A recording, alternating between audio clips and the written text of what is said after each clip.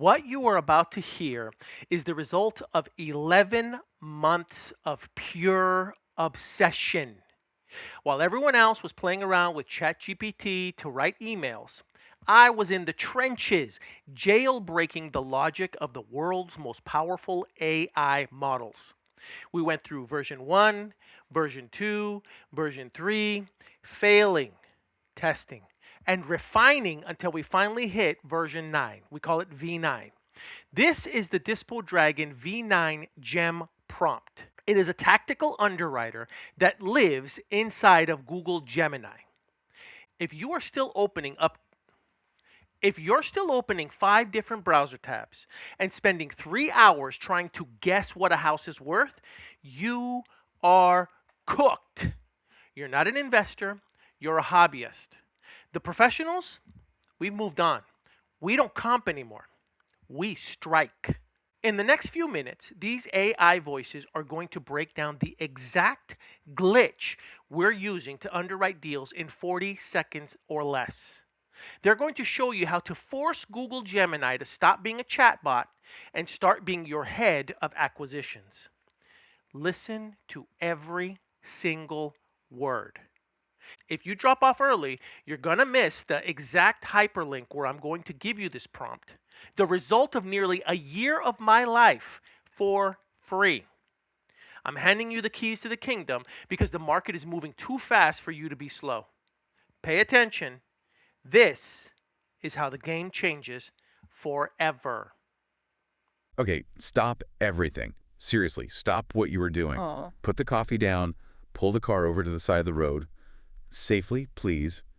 But just, pause. Why? What's going on? Because I honestly feel a little sick right now. Okay. Not in a, like, I ate bad sushi kind of way, but in a, I have wasted the last 3 years of my actual life kind of way. You're being a little dramatic. No, I'm not. I was looking through the documentation you sent over for this week's dive, specifically the logs from this Dispo Dragon thing, and Yeah.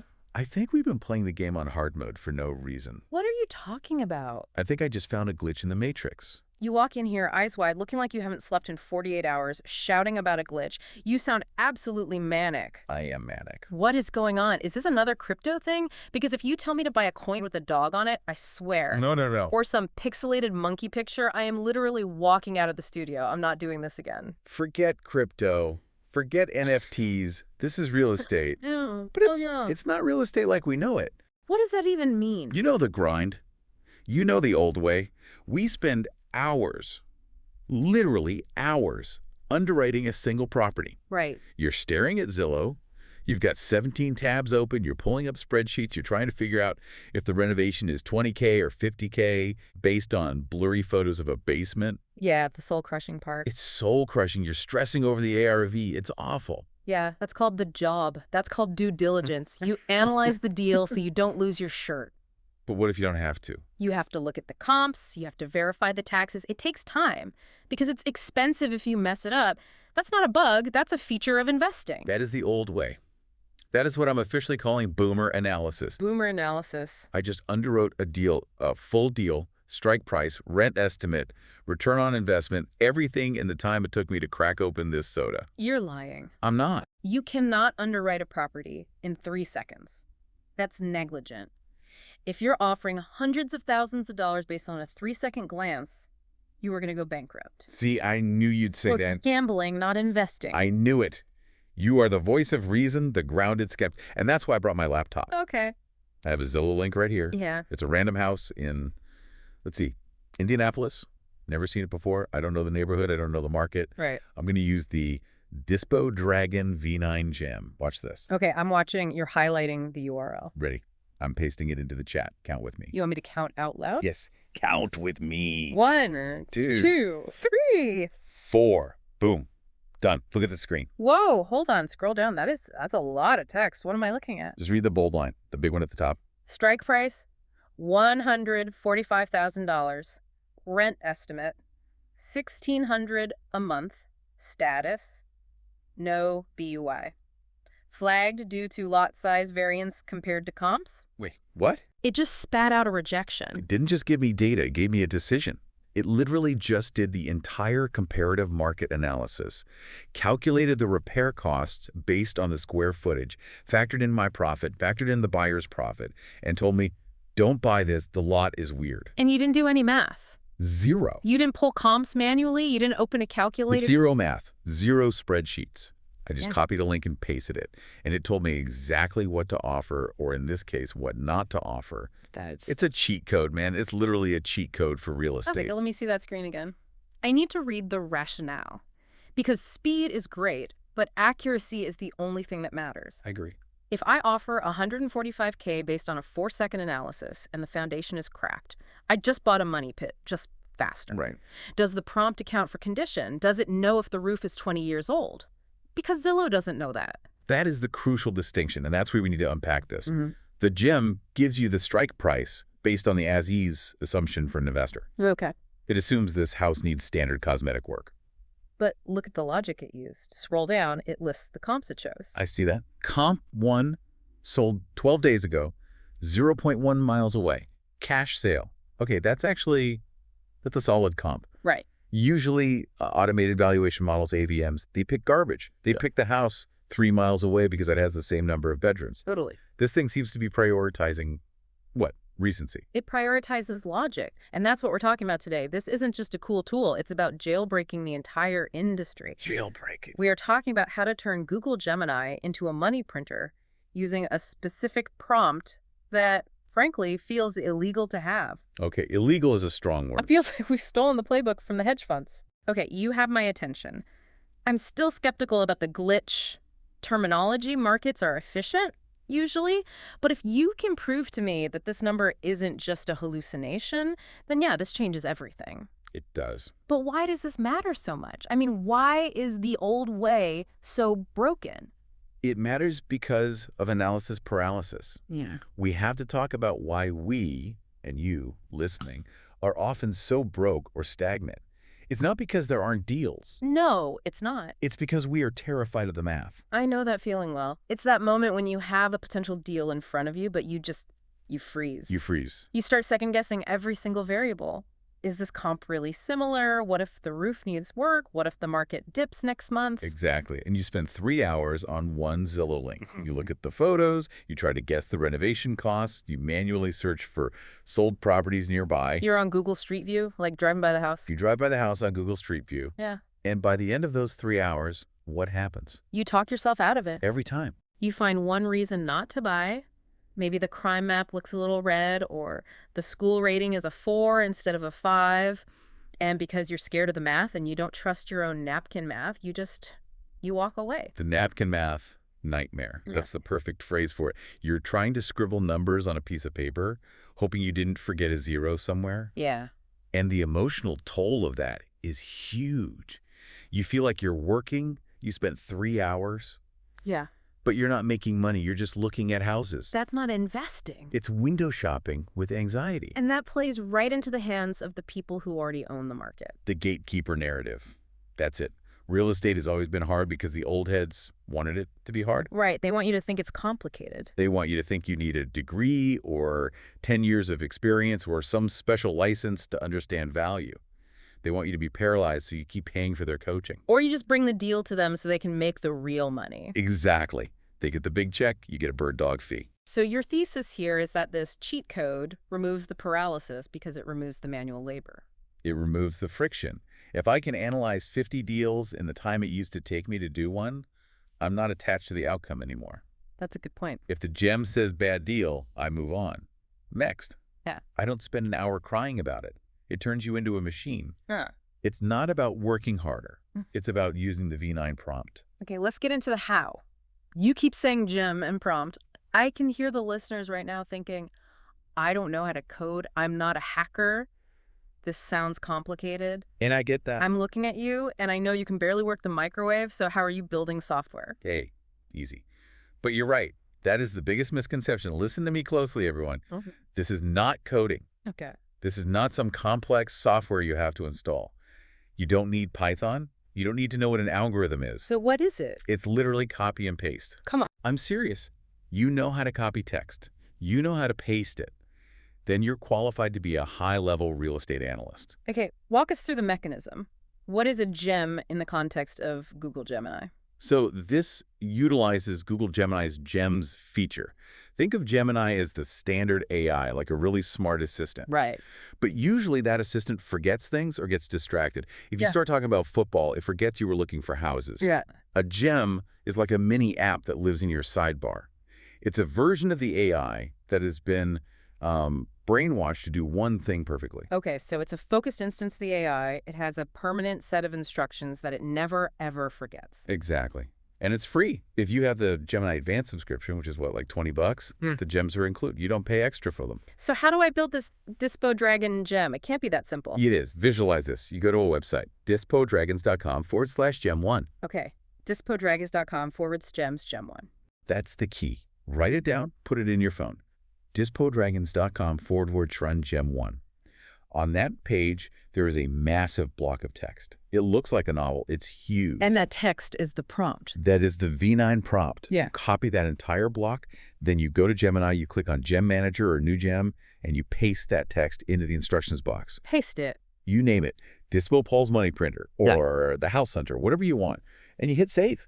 That's it. That's it. Yeah. You have now built a piece of software that people usually charge $500 a month for. So the magic isn't in the software itself. The magic is in the prompt engineering, the text you're copying. 100%. That text is the jailbreak. See, Disco Paul, the guy behind this, he didn't just write, find me a house. He spent months figuring out how to break the standard AI logic. Why does it need breaking? Why can't I just ask normal Gemini, hey, what's this house worth? Because standard AI is a people pleaser. It hallucinates. If you ask ChatGPT or base Gemini for a price, it wants to give you an answer that makes you happy. It might make up numbers. It might use a comp from 2 years ago because it fits the narrative. It's trying to be conversational, not accurate. It prioritizes fluency over fact. Exactly. LLMs are prediction engines. They predict the next likely word. They aren't calculators. So if you ask for a price, it predicts a price that sounds right, even if it's dead wrong. Exactly. And in real estate, sounding right costs you a lot of money. Yeah. If the AI hallucinates a $200K value on a $150K house, you just lost 50 grand. Yeah, you're cooked. You're cooked. The V9 prompt forces the AI to stop guessing. It locks it down. It uses a technique called chain of thought with constraints. Chain of thought. Okay, break that down for me. It basically screams to the AI, do not guess. Only use the data, follow the rules. I like that. It effectively tells Gemini, if you cannot find a comp within 0.25 miles, you are forbidden from guessing. Return a null value. That binary restriction is what stops the hallucinations. So it forces the AI to show its work before it gives the answer. Yes, it's a straitjacket that forces it to act like a 20-year veteran investor. So you're turning it from a creative writer into a forensic accountant. That's a perfect way to put it. Okay, I'm starting to get the concept. But as the skeptic here, I have to push back on the results. You say institutional-grade logic, but what does that actually mean? Good question. How do I know the number isn't trash? If the logic is flawed, the speed doesn't matter. Garbage in, garbage out. That is the most important question. Yeah. And this is where we unpack the logic inside that block of text. The SOP, the standard operating procedure that is embedded in the prompt. This isn't random. Okay. This is how the big boys comp properties, the hedge funds. All right, break down the rules. What is the AI actually looking for when I paste that link? Rule number 1, recency is king. The prompt forces a 30-day rule. 30 days, that's incredibly tight. Most appraisers go back 6 months, maybe even a year if it's a unique property. And that's why appraisers are slow and often wrong in a shifting market. The old way says 6 months is fine. The V9 way says if you have to go back 6 months, the market is stagnating. That's a red flag. That's a good point. The AI prioritizes sales from the last month. Why? Because markets shift fast. That's true. Think about when interest rates spike. A house sold in January at 3% interest rates is not a comp for a house selling in June at 7% rates. The affordability is totally different. Completely different. Data from 6 months ago is stale. It's like trying to predict the weather today by looking at the weather last winter. Right. So the gem hunts for the 30-day sales first. If you can't find them, it expands slowly, but it warns you. It'll say, hey, I had to go back 90 days, be careful. I like that. So it weights the data based on time. Right. What about location? Because real estate is all about location, location, location. Rule number 2, the proximity constraint. The gold standard is 0.25 miles. A quarter mile. That's walking distance. We're talking a few blocks. That's the point. It looks for the same block or the same street. It ignores the house 2 miles away that looks similar but is in a better school district. Which we've all been tempted to do. We've all done that. Oh, this house is nice. And that one 2 miles away sold for $300K, so mine must be worth $300K. Right, but crossing a major road changes everything. One side of the highway is the good neighborhood, the other side is the rough neighborhood. A human might ignore that to make the deal work. Exactly. That's the emotional bias. The gem has no emotion. It doesn't care if you want the deal to work. It adheres to the quarter-mile rule strictly. What's the limit? The absolute limit is 1 mile. Anything further, and the AI cuts it off. It says, that's a different market. I'm not using it. I like that discipline. Humans are bad at discipline when money's on the line. And then there is rule number 3, the investor lens. This is crucial. Okay. The prompt filters for cash sales and corporate buyers. So it's trying to find what other investors are paying, not what some retail home buyer paid. Yes. It's comparing apples to apples. If you look at Zillow, you see Mrs. Jones buying a house because she fell in love with the rose bushes. She paid retail. She got a 30-year mortgage and overpaid by 20 grand because she wanted it. And if you use her sale as a comp for your investment deal, you're going to overpay. You need to know what the guy buying it to flip it paid. Exactly. The gem filters out the retail unicorns and looks for the wholesale donkeys.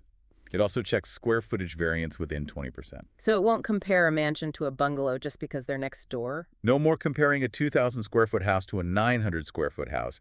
It forces a true comparison. Okay, so these are solid fundamentals. Recency, proximity, investor lens. But here is my concern. Technology fails. It can. Even with the best prompt, AI can make mistakes. Are we just trusting the black box blindly? What if the AI hallucinates a comp that doesn't exist? No. And this is where the human-in-the-loop concept comes in. Think about the 90s internet. The information superhighway. Remember phase 1? Don't put your credit card online. Yeah, I remember my parents saying that. Everyone was terrified Amazon would steal their identity. Now, we buy toilet paper on Amazon without blinking. We trust the system. Okay. We're in phase 2 with AI. Don't trust AI data. And we are definitely in the I'm not sure if I can trust this phase. And honestly, we should be. We should be. And the reality is, AI is right 80 to 90% of the time. But that 10%, That's where you lose your shirt. that's the trust gap. So how does the gem close that gap? The protocol forces a rationale requirement. This is genius. Okay. It doesn't just give you a number. It must explain why it chose that comp. It has to show its work. Like a math teacher asking for the proof, not just the answer. Precisely. So when I look at the output, it says, I chose those 123 Main Saint as the primary comp because it sold 12 days ago, is 0.1 miles away, and is a cash sale. So you can check its logic. Instantly. If I see it say, I chose this duplex to comp your fourplex, I can spot that logic drift immediately. That's a huge safety feature. It allows you to audit the AI in seconds rather than doing the work yourself. Yes. It turns you from a worker into an editor. You're just checking the logic. Exactly. You aren't digging the ditch, you're inspecting the ditch. It's a game changer. Okay, I'm feeling better about the valuation logic. But let's talk money. Because at the end of the day, valuation is one thing, but profit is another. True. Knowing what a house is worth doesn't tell me what I should pay for it to make money. How does this thing ensure I actually walk away with a check? This is where we get into the financial safety net. First, we need to talk about why Zillow is fake news. Fake news is a strong term, but I get what you mean. Zillow estimates or Zestimates are notoriously unreliable for investors. They are retail prices. They reflect what a homeowner pays. Yeah. We are investors. We need the wholesale reality. What's as-is price? We need the as-is price. Yeah. The gem cuts through the fluff. It ignores the emotional value and looks for the raw value. So it gives you a strike price. Yes. The strike price engine. It's not just a value calculator. It's a profit calculator. What's the formula? Break it down for the listeners. How does it work? It automatically builds in a 15% investor ROI. Okay, 15%. That's the profit for the person who buys the house from you, the flipper. And it builds in a 10% assignment fee for you. Okay, let's stop there and define assignment fee for the newbies who might be listening. Right, good call. So in wholesaling, you aren't buying the house to live in. You aren't even buying the house to flip it yourself. No. You are securing the contract, getting the seller to agree to sell at, say, $145K. And then You were selling that piece of paper to a flipper for $155K. Got it. That $10,000 spread.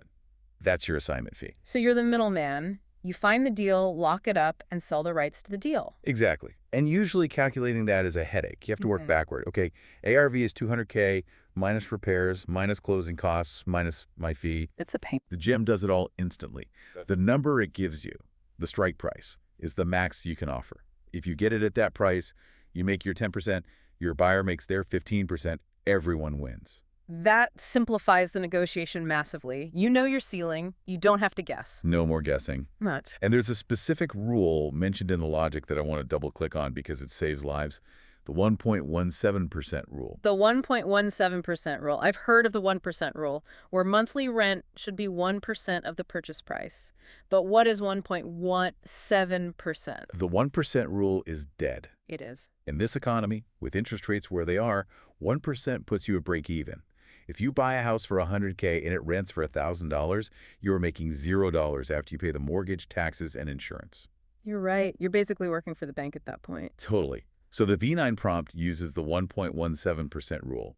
It's a stress test for something called debt service coverage ratio, or DSCR. It calculates, does the rent cover the mortgage, plus a buffer for vacancy, plus S a buffer for capex like when the water heater explodes, plus property management. That's a margin of safety. It's a huge margin of safety. If the deal doesn't hit that 1.17% ratio, meaning the rent is significantly higher than 1% of the price, the gem flags it.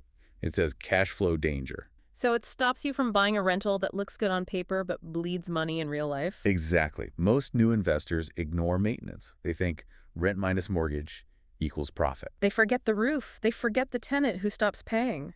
The 1.17% rule builds that reality into the offer price. It removes the hoping, when you're like, maybe I could squeeze the contractor or maybe the market will go up. Your math either works or it doesn't. Exactly. Now, I have to play the skeptic again. We've covered the logic and the math, but what about the data itself? If Zillow has the wrong square footage, which happens all the time, or if the tax records are outdated, the gem is calculating based on lies.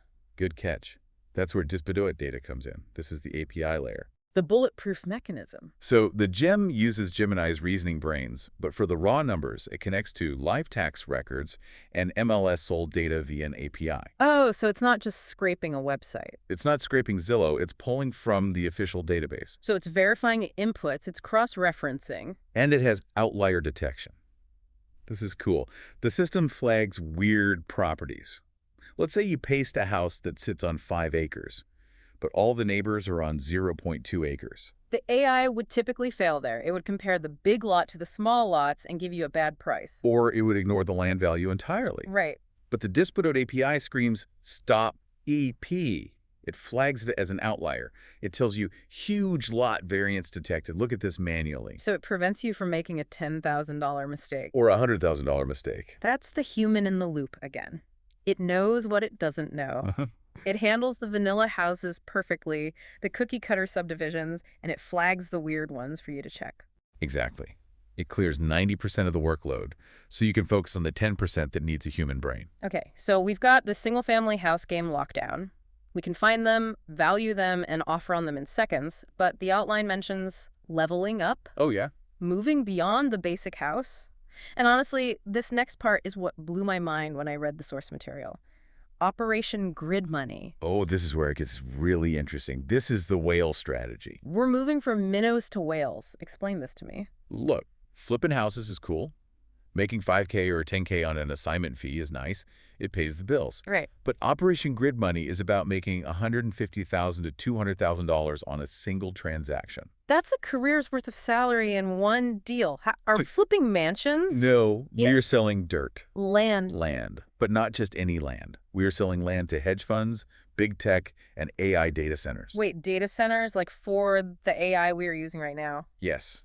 The irony is beautiful. You use the AI to find land to sell to the companies building the AI. That's wild. These buyers, Amazon, Google, BlackRock, they don't care about the kitchen or the bathroom. They don't care if the house is cute. They don't care about the school district. What do they care about? The grid, power, location, land. Okay. We are in an AI arms race. These companies need massive server farms, and server farms need 2 things: immense amounts of electricity and lots of space. So they need to be near substations, power substations. Exactly. They need to be near the power grid. So Operation Grid Money is about finding parcels of land, usually 2 to 10 acres, that are within 1 mile of a high-voltage substation. And the gem can find these. You can modify the gem or build a separate one to hunt for these specific criteria.